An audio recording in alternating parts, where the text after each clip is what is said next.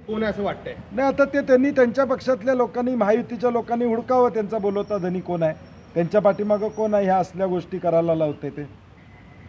प्रचारामध्ये एक रणनीती आहे आणि हा मायक्रो प्लॅनिंगचा एक भाग आहे असं भाजप नेहमी सांगते. नाही, कसलंही मायक्रो प्लॅनिंग करू दे, मायक्रो प्लॅनिंग कोल्हापूरची जनता करेल आणि मायक्रो प्लॅनिंग कसलंही केलं तर कोल्हापूरची जनता असल्या गोष्टीला कुठल्याही परिस्थितीत भीक घालणार नाही. त्याचं उत्तर सडेतोडपणे कोल्हापूरकर देते. शाहू महाराज आमच्यासाठी आदराचं स्थान आहे असं म्हटले होते. नाही, मला वाटते आता सगळ्यांनी, राज्यातल्या मुख्यमंत्र्यांनी सगळ्यांनी दखल घ्यावी याची, त्याच्यावर त्या ठिकाणी खुलासा करणं अभिप्रेत असणार आहे आम्हाला. शाहू महाराज आमच्यासाठी आदराचं स्थान आहे असं म्हणत होते अनेक जण. आता नाही, मग आता त्यांनी ह्याचा खुलासा करणं गरजेचं आहे की नेमकं तुमची वक्तव्य त्यावेळीची काय होती तर आत्ताची काय.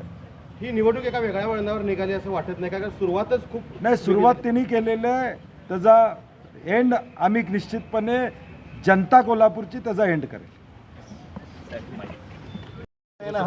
नाही, शाहूप्रेमी निश्चितपणे याचा निषेध व्यक्त करतील. आपल्याला दिसून येईल की शाहूप्रेमी लोक निश्चितपणे याचा निषेध व्यक्त करतील.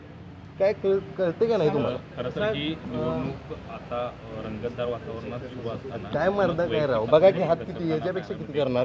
खरं तर राजकारणामध्ये टीका वैयक्तिक पातळीवर जाऊन ह्याला सांगायला लावली सगळं या ठिकाणी घडणार नाही.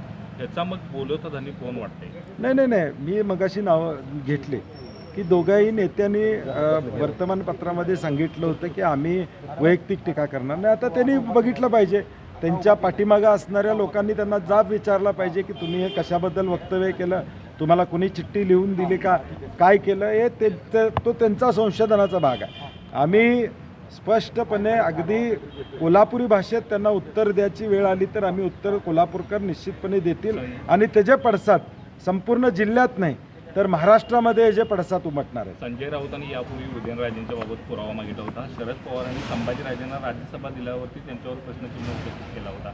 मग हे सगळं काय असं प्रवीण दरेकर म्हणतात? नाही, मला वाटते आता बाजू मांडण्याचा प्रयत्न प्रवीण दरेकर करू नये. जी चूक झालेली आहे, प्रथमतः संजय मंडलिकांनी माफी मागावी, कोल्हापूरकरांची माफी मागावी, महाराष्ट्राची माफी मागावी. छत्रपती घराण्याचा अपमान तिने केलेला आहे आणि या अपमानाचा निषेध आम्ही कोल्हापूर म्हणून या ठिकाणी करतो. गोकुळचे अध्यक्ष डोंगळे यांचा मुख्यमंत्र्यांचा त्यांना फोन आलेला आहे. तुमच्या प्रतिस्पर्धीला गोकुळची सगळी मला वाटते तो त्यांनीच व्हायरल केलेला दिसतोय. त्यांनी करणं चुकीचं आहे. ते राष्ट्रवादी पक्षात आहेत. गोकुळ, कोल्हापूर जिल्हा मध्यवर्ती बँक, शेतकरी संघ, मार्केट कमिटी, बिद्री साखर कारखाना, गडिंग्लज साखर कारखाना या सगळ्यामध्ये आम्ही वेगवेगळे लोक एकत्रितपणे आलेलो आहोत आणि म्हणून मला वाटते अरुण डोंगळेंनी फोन आला असेल, बोलायला हरकत नाही, कारण की शेवटी मुख्यमंत्र्यांचा फोन आला तर चेअरमन म्हणून घेणं अभिप्रेत आहे.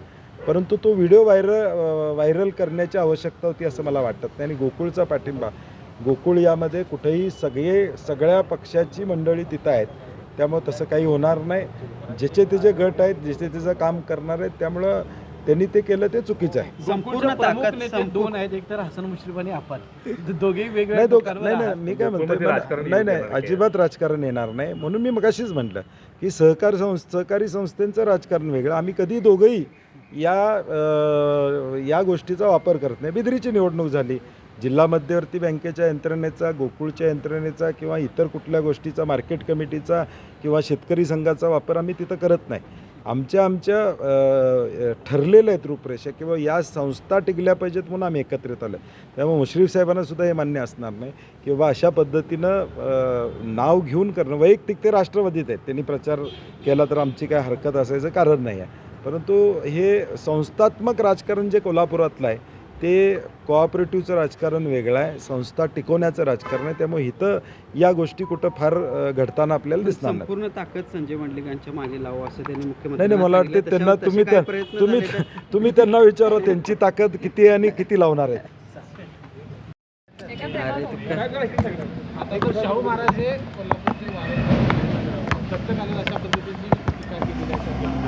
मला वाटते संजय मंडलिकांच्या पायाखालची वाळू घसरू लागलेली आहे. छत्रपतींच्या गादीचा अपमान करण्याचं काम त्यांनी केलेलं आहे, त्याचा प्रथमतः आम्ही निषेध करतो. कोल्हापूरकर हे कधीही सहन करणार नाहीत अशा पद्धतीचं अपमानास्पद वक्तव्य. या निवडणुकीची सुरुवात झाली त्यावेळी चंद्रकांत दादा असतील, मुश्रीफ साहेब असतील, सगळ्यांनी पेपरमधून वर्तमानपत्रामधून सांगितले की वैयक्तिक टीका ही शाहू महाराजांच्या बदल कोणीही करणार नाही, या पद्धतीच्या सूचना देऊनसुद्धा संजय मंडलिक आज आपल्या स्वतःच्या स्वार्थासाठी निवडणुकीच्या या रणांगणामध्ये आता लाखाच्या पुढं लीड वाढत चाललेलं आहे हे दिसून आल्यामुळं अशा पद्धतीची वक्तव्य करतायत. कोल्हापूरकर हे सहन करणार नाहीत, याचा निषेध आम्ही करतो. त्यांनी त्वरित माफी मागावी, या वक्तव्य पाठीमागे घेऊन माफी मागावी, त्याचे प्रायश्चित त्यांना निवडणुकीत भोगावेच लागतील.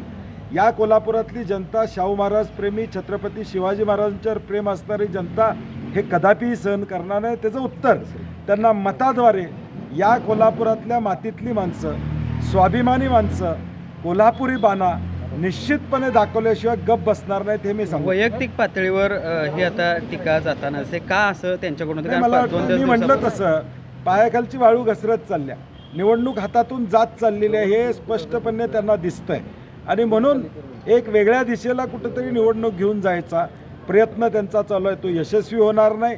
त्यांचे कोण सल्लागार आहेत माहीत नाही, का स्वतः सल्लागार आहेत माहीत नाही, परंतु कोल्हापूरकरांना हे अजिबात पटलेलं नाही. हे अजिबात कोल्हापूरकर सहन करणार नाहीत.